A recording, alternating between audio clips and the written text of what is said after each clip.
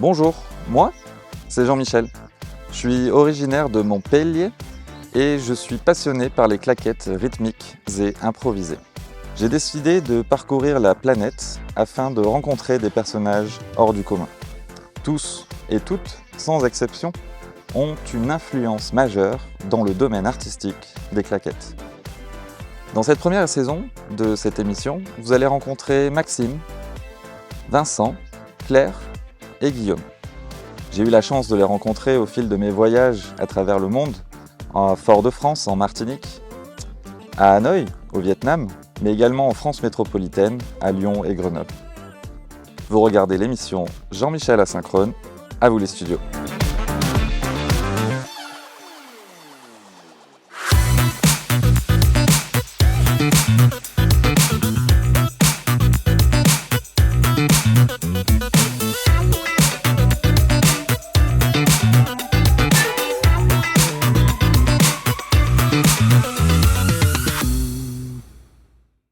Salut Jean-Michel.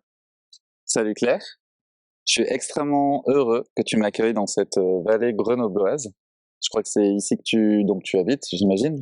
Ouais, c'est ici que j'habite depuis toute petite. J'ai un petit peu migré et je suis ravie aussi de t'accueillir chez moi, de montrer un peu mes montagnes, un peu tout cet environnement quand même qui est super naturel et qui pour moi est une source de richesse, on va dire incroyable pour tout ce que je fais. Alors, tout le monde connaît et tu connais le principe de l'émission. Il s'agit d'un thème autour des claquettes. Et donc, je t'invite tout de suite à nous dire qui tu es et quel est ton rapport aux claquettes. Alors, en fait, il faut savoir que moi j'ai commencé le piano très jeune. J'avais 3-4 ans et j'étais, tu vois, j'étais dans un truc un peu vieille école avec, tu t'imagines un peu cette caricature de vieille prof de piano qui arrive, qui te tape sur les doigts. Et là, j'ai cette vision et j'entends ce bruit, je vois que je peux frapper avec ce bruit. Enfin, je sais pas ce qui s'est passé. Je sors avec cette idée de me dire, mais il y a peut-être un truc à faire entre les deux. Donc c'est la première vision que j'ai eue et qui m'a conduite à inventer un objet qu'on appelle, enfin que j'ai baptisé le piano-tape. D'accord, ben justement, on va creuser un petit peu ça. En préparant l'émission dans les coulisses, tu m'as parlé d'un événement particulier qui t'a vraiment permis d'aller plus loin dans ce concept. En fait, je suis partie, donc j'ai étudié le piano très longtemps, je suis partie en stage, et puis moi j'ai la chance d'habiter dans les Alpes, donc je vais à un stage et je rencontre, Olivier Caillard. Mhm. J'ai trouvé ça très amusant parce qu'il s'appelle presque comme moi, à une lettre près. Il y avait, un stage de claquettes en même temps et en fait, j'ai vu que là, c'était à nouveau l'univers qui me rappelait à mixer les 2. J'ai commencé à réunir une grande équipe autour de moi, différents profils, hein, donc des ingé son évidemment. Je suis aussi partie, chercher des vrais techniciens, de l'électronique, puis, bien sûr des claquettistes. On a créé une vraie base de données de son et je pense que dans 2 ans, on devrait pouvoir le commercialiser.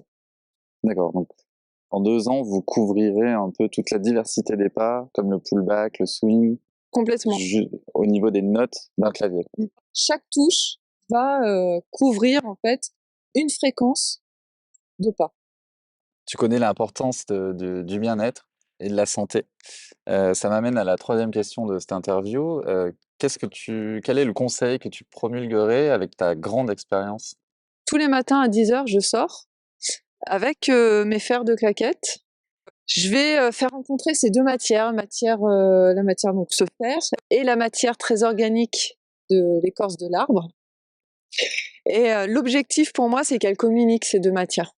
Finalement, pour un claquettiste qui danse normalement sur un plancher, Mmh. c'est le retour aux sources. C'est exactement ça. En fait, même le bois, hein, je veux dire, organiquement, il te transmet un son, qui est fort.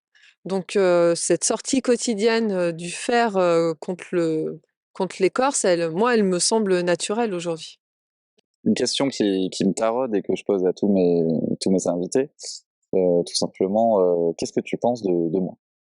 Ah, tu vraiment un mec qui en veut et qui tu es positif tout le temps, tu regardes jamais derrière, enfin, voilà, tu le sais, hein, je suis vraiment admirative. Sur le plan technique, tu as énormément progressé. T'es pas seulement donc Jean-Mi qui claquette, Jean-Mi qui fait des reportages, Jean-Mi qui dire tu t'ouvres aux autres, tu as envie de savoir qui on est et as une façon d'aller voir les gens et de les mettre en valeur qui est assez formidable. Et alors justement, pour découvrir un peu plus de toi, quels sont tes projets? Tu nous as parlé de commercialiser ce piano tap, mais tu as peut-être d'autres potentiels à développer. Raconte-nous. C'est un piano qui est déjà vendu à des grands artistes, hein, dans le monde. Je sais que Jean-Michel Jarre était très intéressé. Il a vraiment envie de l'essayer lui sur scène. Alors je sais pas où il va faire son prochain concert, sur la Lune sans doute, hein, et donc moi, ça me laisse la possibilité maintenant d'aller exploiter tout ce qui peut se passer cette fois au niveau de l'arbre et des feuilles. On peut essayer d'aller capter, alors avec des très très bons micros, hein, d'aller capter les échanges communicationnels des végétaux. Donc ça c'est mon prochain grand projet, c'est comment communique cette nature, comment est-ce que nous on peut modéliser cette communication au niveau du son pour en faire un matériel créatif et pourquoi pas peut-être aussi parfois curatif. C'est fascinant. On va retrouver tout de suite Claire dans un reportage. Elle nous a parlé de ses rituels le matin à 10h pour en ce moment même, enfin dans cette période de l'année. Je l'ai suivi toute une matinée pour ce rituel de frottage de claquettes sur les écorces d'arbres. C'est ça. On vous en dit un petit peu plus peut-être juste après. On se retrouve juste après le reportage.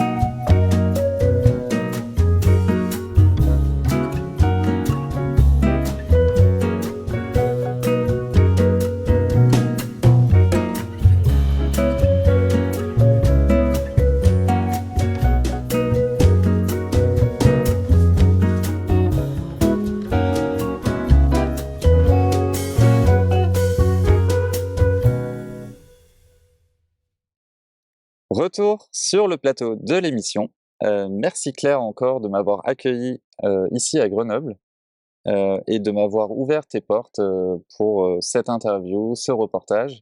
L'émission n'est pas finie. Tu veux peut-être rajouter un petit mot avant que tu nous fasses une petite démonstration sur le plateau de l'émission? Oui, en fait, c'était un petit mot technique. Très bien. Parce que j'ai oublié en fait de te dire comment j'avais fait pour importer le son que j'enregistrais sur ce piano que tu vas entendre. En fait, c'est important que je vous l'explique avant que je joue parce que c'est quand même toute une chaîne de protocoles.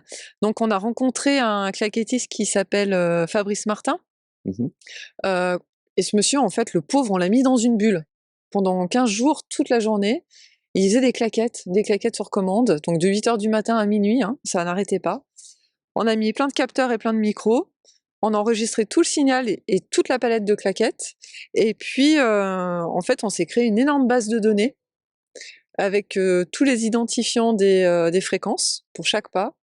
Et grâce à ça et à un programme, alors je rentrerai pas dans le détail des algorithmes, c'est pas la peine, mais on a pu en fait rentrer cette base de données sur ce clavier et y associer chaque touche.